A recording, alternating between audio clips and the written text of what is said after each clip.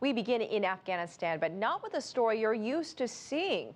This is about two young filmmakers from the West who were rewarded after 3 years of hard work. Their short film, Buzkashi Boys, was nominated for an Academy Award. The movie is a coming-of-age story of two boys on the cusp of manhood.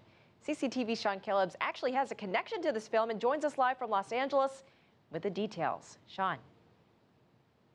Hi, Elaine. I've known these guys for several years, and they really went to Afghanistan to show a different version of life there. Not one dominated by tanks, troops, and bullets, but a slice of life. Buzkashi Boys profiles two kids who live in a harsh environment, but are still pursuing their dreams.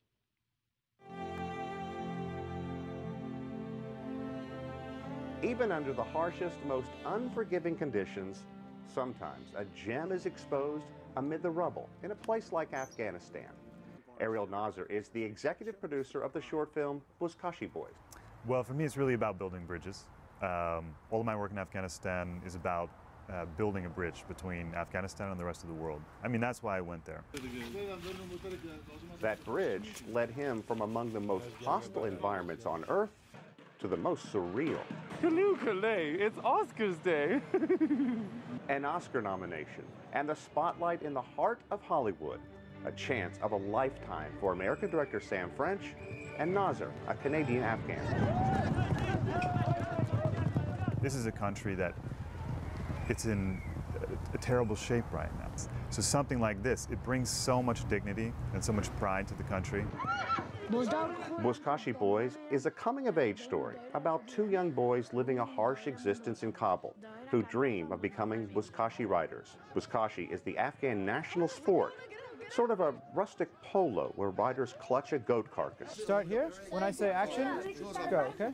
Fawad Mohammadi was literally plucked off the street selling maps to raise money to star in the film. First, I didn't meet Sam. And now he's in Hollywood, if only for a few days. The food I like, but I can say that it's a little bit different for us. It's strange. We miss our food, Afghan food, but I like French fries here, and hamburgers are so good. Ready to read? Let's do it.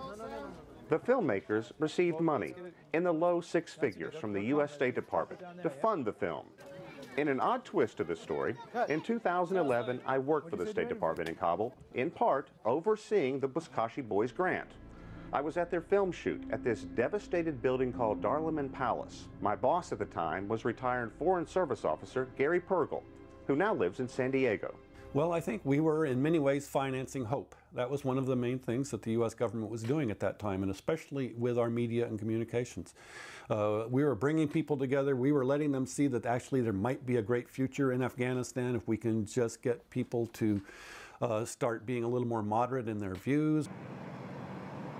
I would love to say this story has a magical ending, but Nazar and French didn't take home Oscar gold. But Fawad's co-star Joanna Madpai says the nomination and the fact that it's the first Afghan film ever nominated for an Oscar is something no one can ever take away from them. But what's it like basically almost being a national hero right now? I mean, really, what's it like? We are very happy, but I don't think that we are national heroes. That. But I think that we are superstars. Oh, that's perfect. Being in the spotlight in Afghanistan, however, isn't always positive, especially if there is a direct connection to the United States. The two young actors are very proud of their achievements, and they're very proud of this film. But they know when they return home to Kabul, their newfound fame could make them targets for insurgents. Elaine? Well, Sean, these guys are still fairly young. Did they know that it was possible for them to be in danger while they were doing this? And what does the future hold for them? What do they want to do? Yeah, you know, the simple way is, yes, both Sam French and Ariel Nazar have been around. They've spent a number of years making films, making documentaries. They sat down with families of the boys and said, look, we want to make this, but here are the concerns, and they spelled them out. The kids said, we still want to do this. We want to take a chance. They're very proud of it. To come here to the United States for their big night on the red carpet, people got together in Afghanistan and raised more than $12,000. But a decision was made to put that money into an account to help their college fund. The United States State Department, as well as a private airline, paid their way over here. So these kids are going home with some wonderful memories, and let's hope they have a happy, healthy, safe life. Well, you also mentioned in your story that the funding for this project came through the U.S. government, the State Department. Why? And is this a fairly controversial practice? How is this viewed by others? Yeah, this is something entirely different. This was something dreamed up by the late Richard Holbrooke. He wanted to have what's called a civilian surge in Afghanistan, wanted to improve media, wanted to improve the court system, rule of law, basically every aspect civilians could assist. I was hired because I had a specialty in media. That was what they said. So I went there to try to help rebuild TV, film, and radio industries. Look, there was a lot of criticism about this, and some people believe some of the money was wasted. I can't say that all of it was entirely well spent, but there was very close watch over the way the money was spent, and I don't think anybody's going to have any issues with the way the money was spent for the Buzkashi Boys.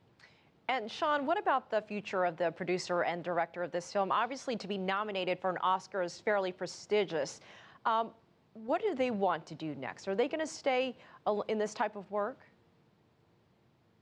Yeah, without question. The biggest thing this does for them, it gets their names out there. It's going to open a lot of doors, and it's going to make getting funding for their next projects a lot easier. Ariel is debating going back to Afghanistan. He has an offer to do another documentary. Money is starting to be talked about, so he could very well end up back there. Sam will go a different way. The director and producer, they've worked together for a number of years. They're going to go on and make their own pitches from here on out, but they can always look back on this weekend, and no one can ever take the nomination away. All right, Sean Callebs reporting live from Los Angeles. Thank you.